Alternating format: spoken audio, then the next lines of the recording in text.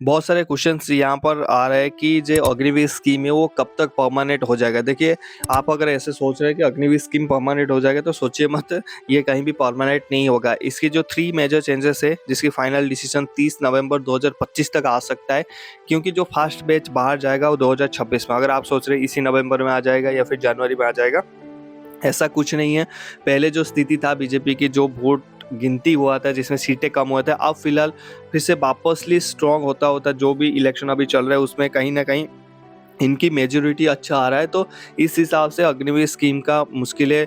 आप एक स्पीच मेरे को भेजते रहते हैं कि राहुल गांधी ने बोला जब हम आएंगे तब अग्निवीर स्कीम बंद कर देंगे। देखिए, बोलना और करने में बहुत अंतर होता है, और बोलने के बाद करने में भी काफ़ी डिफिकल्टीज आएगा। इसलिए डिफिकल्टीज आएगा क्योंकि 2026 तक तो कोई इलेक्शन है ही नहीं।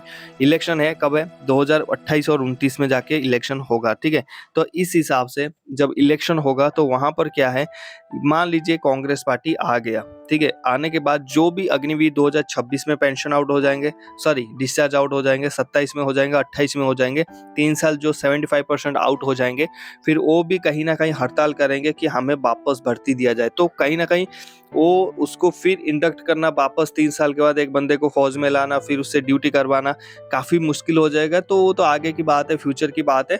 तो मुझे नहीं लगता, और ऐसा भी मुझे नहीं लगता कि 2028-29 में कांग्रेस जीत जाएगा। जिस हिसाब से अभी बीजेपी चल रहा है, हो सकता है मोदी फोर्थ टर्म के लिए भी आ जाए, ठीक है। तो यहाँ पर आप पॉजिटिव रहिए कि भाई आपकी अग्निवीर स्कीम कहीं नहीं बंद हो रहा है। अग्निवीर में मेजर जो चेंजेस है उसके लिए वो राजी हुए हैं, और वो यही चेंजेस आगे जाके होगा, ठीक है। तो सेना ने भी बोला है कि अग्निवीर स्कीम ठीक है, और वो बस थोड़ी सी चेंजमेंट करना चाहते हैं। तो अगर सेना ये बोलता है कि अग्निवीर स्कीम चेंज है और थोड़ी बहुत इसमें चेंजमेंट की जरूरत है, तो वहाँ पर ज़्यादातर पॉलिटिकल पार्टी वहाँ पर प्रेशराइज नहीं होगा। इसलिए अग्निवीर स्कीम का आपका बंद होना काफ़ी मुश्किल है। तो 3 जो मेजर चेंजेस है यहाँ पर होने वाला है, मैं आपको बता देता हूँ जिस पे बात हो रहा है। पहला जो चेंजेस हो रहा है आपकी लीव के ऊपर। लीव के ऊपर ये बात चल रहा है कि जो रेगुलर सोल्जर है और जो परमानेंट सोल्जर है, आप हालांकि अभी बहुत सारे ऐसे ट्रेड है जहाँ पर रेगुलर एंट्रीज हो रहे हैं, like army nursing assistant, navy में nursing assistant, air force medical assistant, pharmacist, उसके बाद एसएससी हवलदार और आरटीजेसीओ। ये बहुत सारे ट्रेड्स ऐसे भी है जो कि परमानेंट एंट्री है। अगर आप वहाँ पर जाना चाहते हो बिल्कुल उसमें अप्लाई करिए।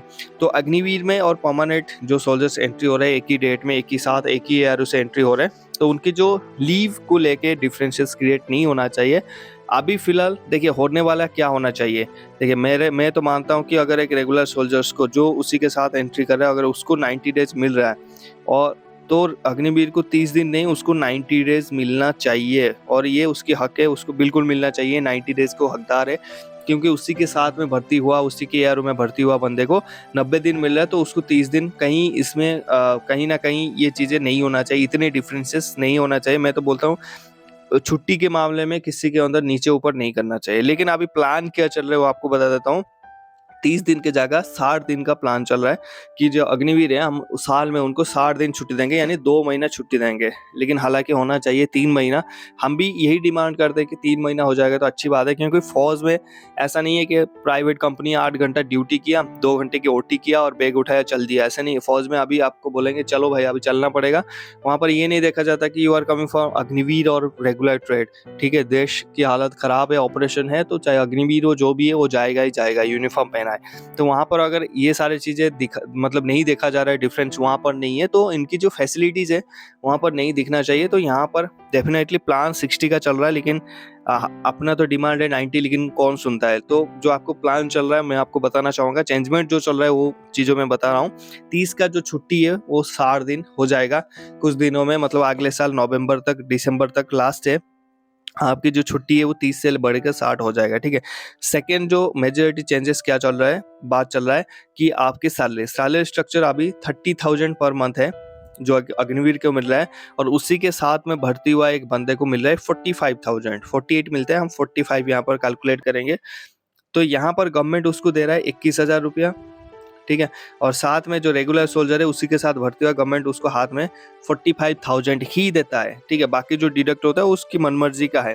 तो यहाँ पर कहीं ना कहीं यहाँ पर डिफरेंसेस क्रिएट हो रहा है, उसकी माइंडसेट में कहीं ना कहीं फर्क पड़ रहा है, और गवर्नमेंट कहीं ना कहीं बहुत ही ज्यादा कम पेमेंट दे रहा है। सोचिए 30,000 पेमेंट उसको दे रहा है, उसमें भी 21,000 उसको हाथ में दे रहा है, काट के रखा है 9,000 रुपया, और गवर्नमेंट बोलता है कि 9,000 रुपया और एडिशनल में डालूंगा इसमें, यानी ₹9,000 और ऐड करेंगे तो 30 + 9 = 39,000। 39,000 गवर्नमेंट बोल रहा है कि मैं 4 साल के बाद जो आपका ₹9,000 लिया था वो, और मैं साथ में ₹9,000 और ऐड करके आपको ₹11 लाख दूंगा। But my question is to the government कि ठीक है, एक रेगुलर सोल्जर्स की स्टार्टिंग सैलरी 48,000 है।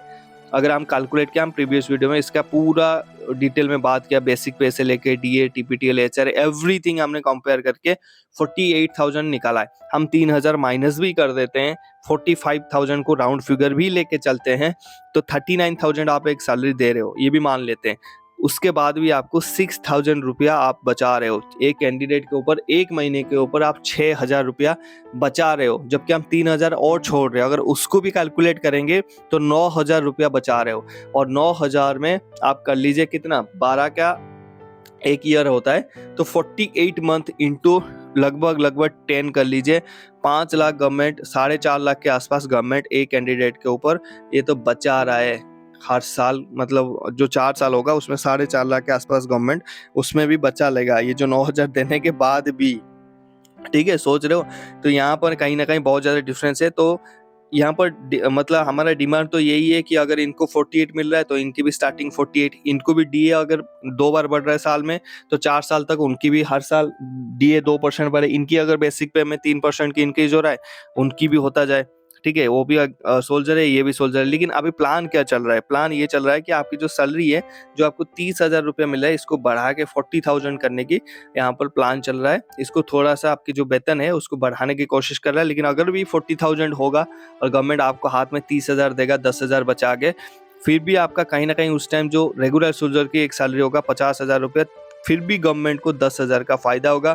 4 साल में उसको अगर हिसाब करेंगे 4,80,000, यानी 5 लाख के आसपास गवर्नमेंट तब भी आपको एक कैंडिडेट से बचा लेगा। ठीक है, तो कैसे भी करो गवर्नमेंट को फायदा है। ठीक है, अब चलते हैं। लेकिन यहाँ पर एक कैंडिडेट को भी फायदा है, जहाँ पर 21 मिल रहा था वहाँ पर 30 मिलेगा कम से कम। जब जाएगा तो वहाँ पर तो उसको फायदा तो होना ही है। ठीक है, कम से कम 30,000 तो उसके हाथ में मिल रहा है। ठीक है, आज की डेट में 21,000 क्या होता है? कुछ नहीं होता। मेरे दोस्त स्विगी जोमेटो बैंगलोर में काम करते हैं, महीने में 40-40 हज़ार कमाते हैं। ठीक है, और जब मर्जी जाते हैं, जब मर्जी आते हैं।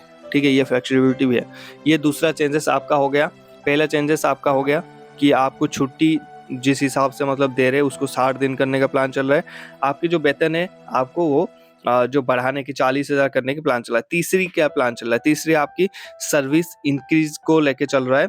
ठीक है, उसमें कोई इतना मतलब फोर्स नहीं है कि सर्विस इंक्रीज करना, और वो भी नहीं होना चाहिए, क्योंकि सर्विस इंक्रीज होगा तो सबसे ज्यादा नुकसान एक कैंडिडेट को होगा। जो हमने प्रीवियस वीडियो में मैं आपको बताया था, एक वीडियो हमने बताया था हाउ एक जो बंदे का 7 साल या 8 साल अगर बंदे का सर्विस बढ़ा दिया जाता है, अगर उसको एक सर्विसमैन कोटा नहीं मिलता फिर कैसे फंसता है, उसका उन्होंने डिटेल वीडियो बनाया। अगर आपको देखना है तो नीचे लिंक में डिस्क्रिप्शन में डाल रहा हूँ, जाके देख लेना। Telegram channel army sir official join कर लेना। आगे बढ़ते हैं। जो तीसरी सबसे मेजर चेंजेस चल रहा है आपकी परसेंटेज को लेके यहाँ पर चल रहा है।